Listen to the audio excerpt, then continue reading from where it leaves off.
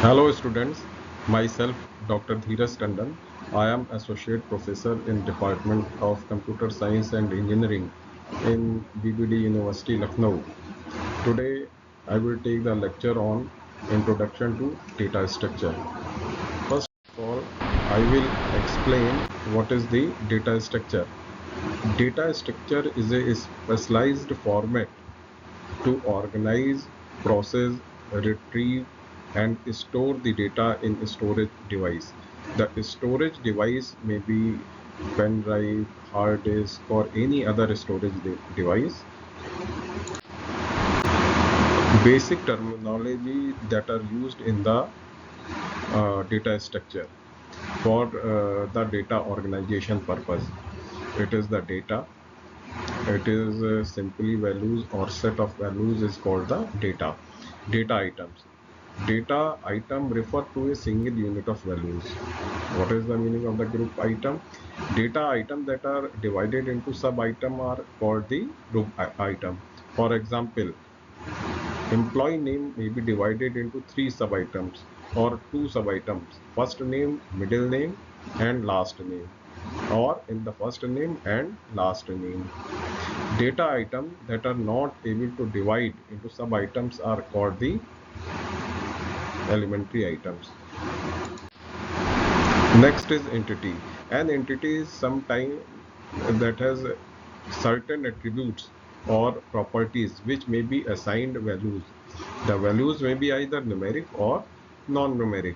The example is given here. You can see attribute. Attributes are name, age, sex, and SSN number. Here in the second row, the name is given, age is given, sex is given, and SSN number is given. So this is the value. Next is field. Field is a single elementary unit of information representing an attribute of entity. Record. What is the meaning of the record? Record is the collection of fields values of a given entity. Now file. File is the collection of records of the entities in a given entity set. So these are the basic terminology that are used in the data structure. Now I am come on the topic, what is the meaning of the classification of the data structure. We can classify the data structure into two types: primitive data structure and non-primitive data structure. The inbuilt data structure in a programming language is called the primitive data structure. For example, integer, real, character, and boolean are known as primitive data structure. What is the meaning of the non-primitive data structure? The non-primitive data structures are those data structures which are created using primitive data type that are already available in the language.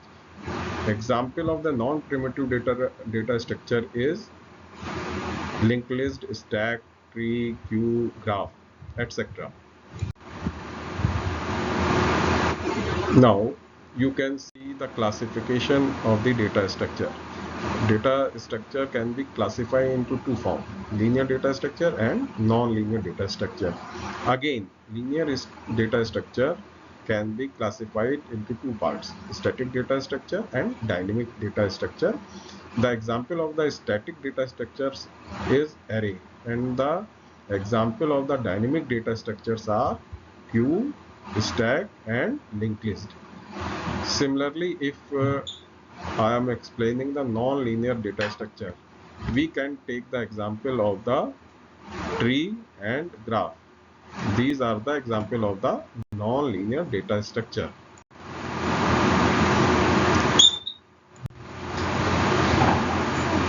Here the definitions are given, which I already explained.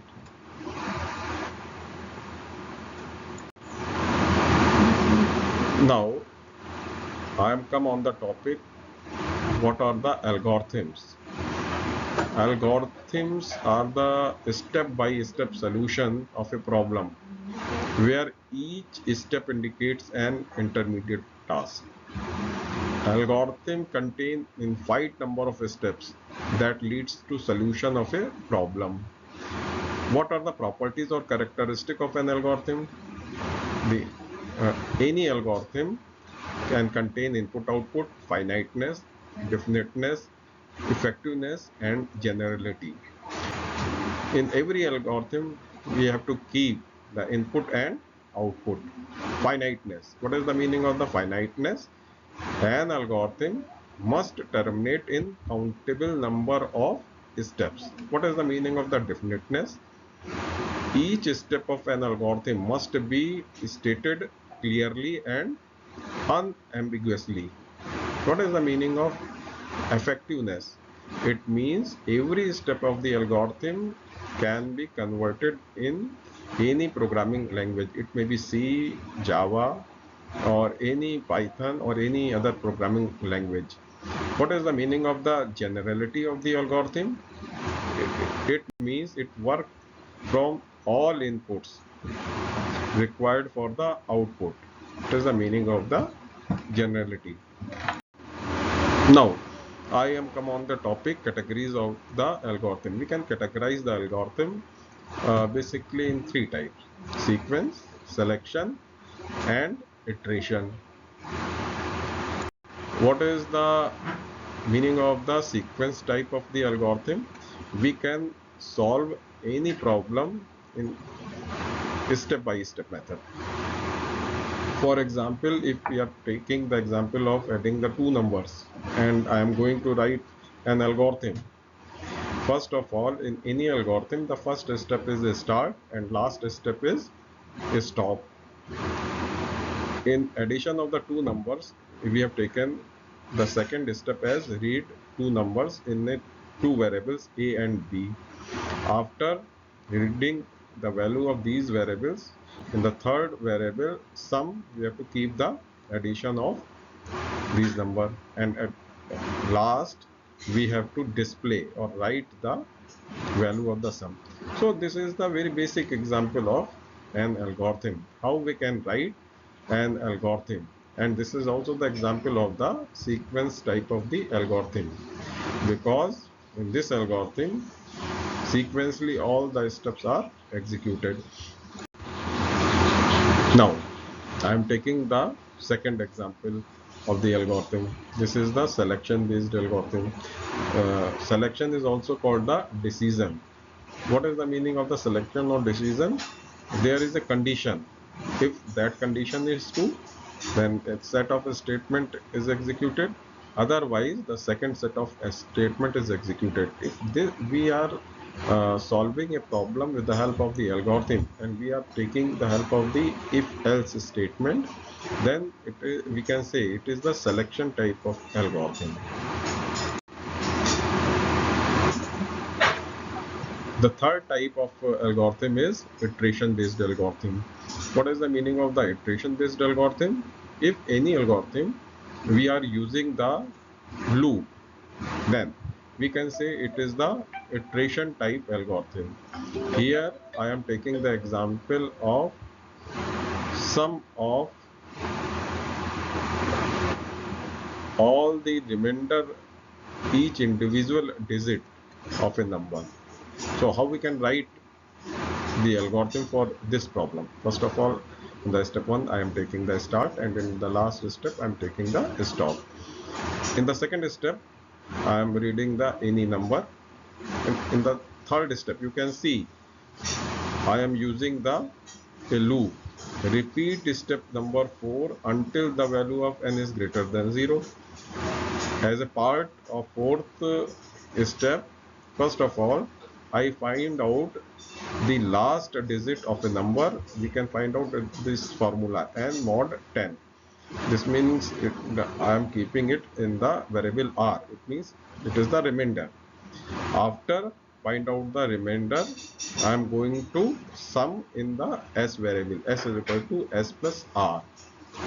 Again I am going to divide the number by 10 because it will detect the last digit of the number, and with this step the number of digit will be reduced from the received number.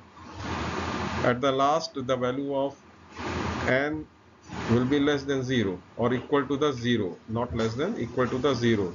At that point this loop will be terminated, and at last we write the value of the S. So if we are using the loop in an algorithm, then we can say it is the iteration type of algorithm. Here some examples are given how you can find out the person eligibility for vote. You can see the first step is start,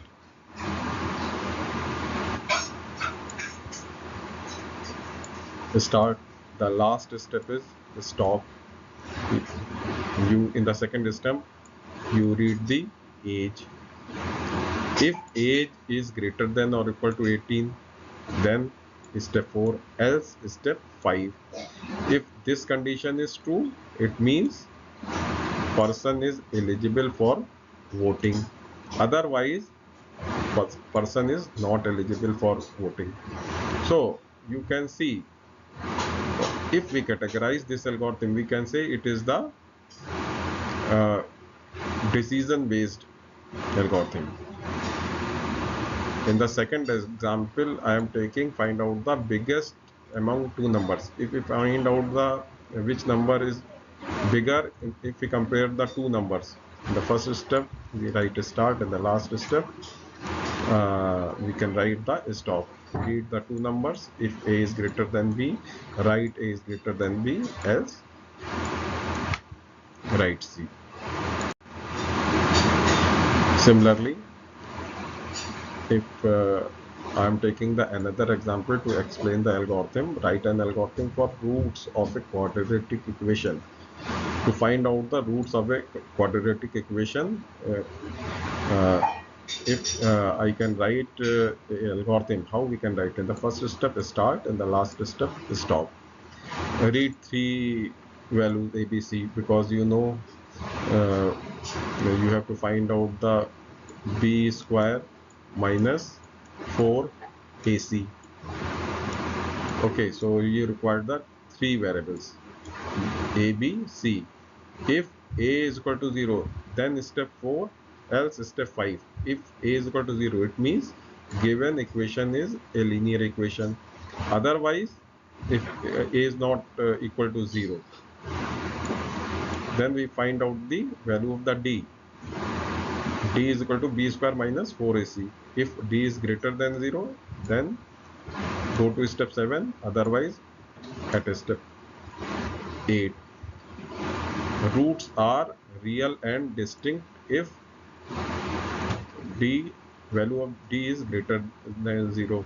If the value is D is equal to 0, then step 9, otherwise step 10. If D is equal to 0, roots are real and equal, otherwise roots are imaginary. So you can see with the help of this example how we can write the algorithms for a particular problem. Here some more examples are given. You can practice these. Write an algorithm to find the largest among the three different numbers entered by the user. Another example, write an algorithm to find the factorial of a number entered by a user. Here also I am giving the solution. It is for your practice purpose. This is the fourth example of the algorithm. Write an algorithm to find the simple interest for a given time. And rate of interest. So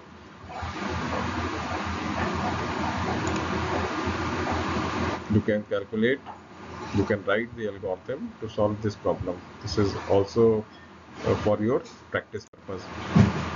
Now, in the last topic, I am going to explain how you can find out the performance of an algorithm. What is the meaning of the performance analysis of an algorithm? It will find the efficiency of algorithm. in two metrics, either in the time complexity form or in space complexity form. What is the meaning of time complexity?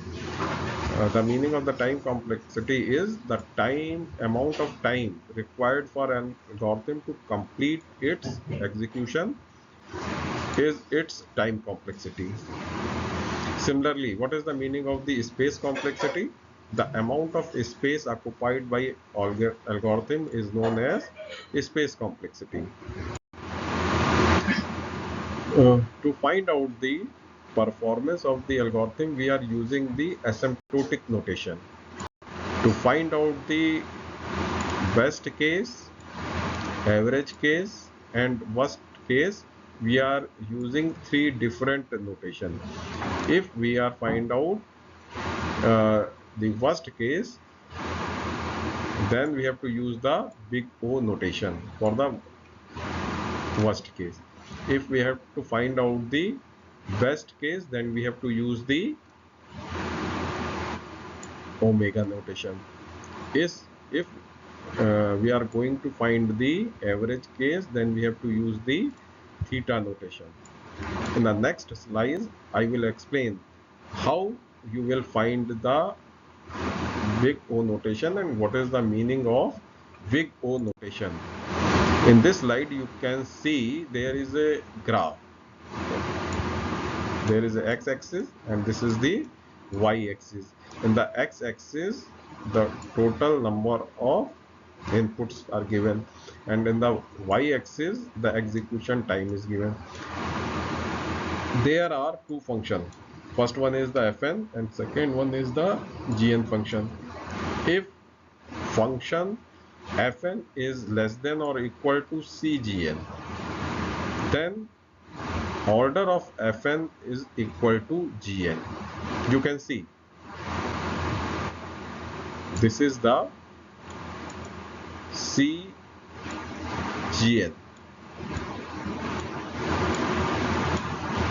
You can see from here, from point K, fn is less than or equal to cgn for all n is greater than n0 and c is greater than 0. This is the condition. With the help of this mathematical inequality, you can find out the order of any function. And what does it mean? What is the meaning of the big OH notation? It means it will give you the worst case, maximum time that will be executed by any algorithm. Similarly, you can find out the omega notation if you want to find out the minimum time executed by any algorithm or best case of any algorithm. Then you have to use the omega notation, and the condition for the omega notation is gn is less than or equal to c of fn for all n is greater than n0 and c is greater than 0. If you want to find out the average case of any algorithm, then you have to use the theta notation, and it is in between. Function fn is between the two gn function. Okay, but we have to focus on the omega notation. There are different type of the omega notation. It may be linear time complexity, and we can write as order of n. If you find out the logarithmic data complexity, then you can write the big O log n. If you are going to find out the quadratic time complexity, then you have to write the big O n square. Cubic time complexity meaning big O of n cube. Polynomial time complexity mean big O of n to the power k. Exponential time complexity mean order of 2 to the power n. And what is the meaning of the factorial time complexity? This is the big O factorial n.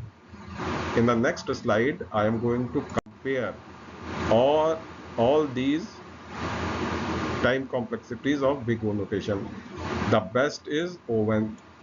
What is the meaning of O1? It is not depend on the input. It means it will always give a fixed time.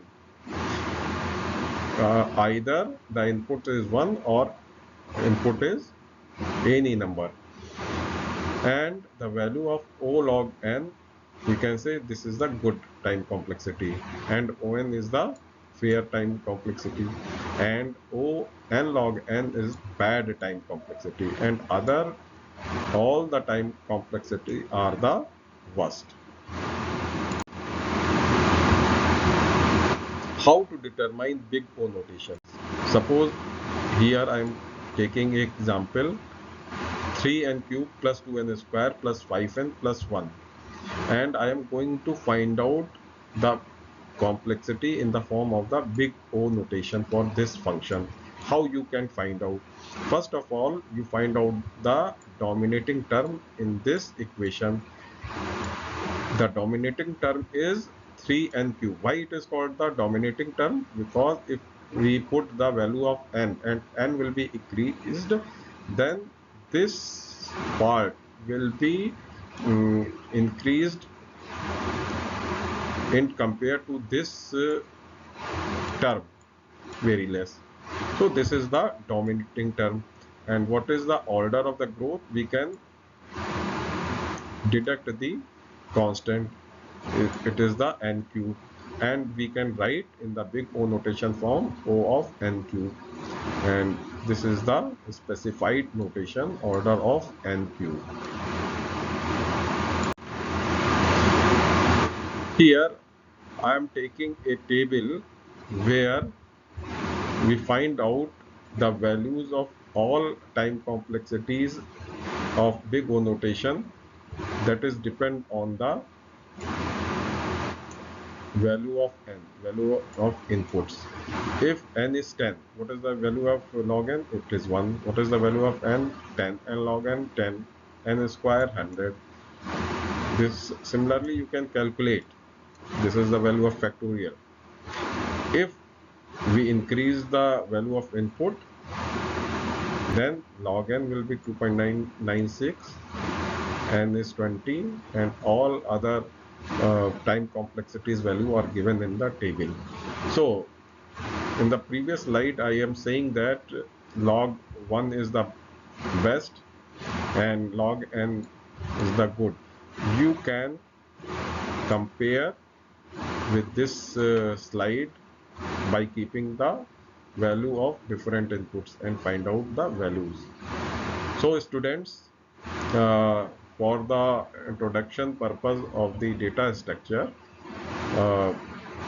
it is almost complete. In the next slide I will cover other important topics of the data structure. Thank you so much.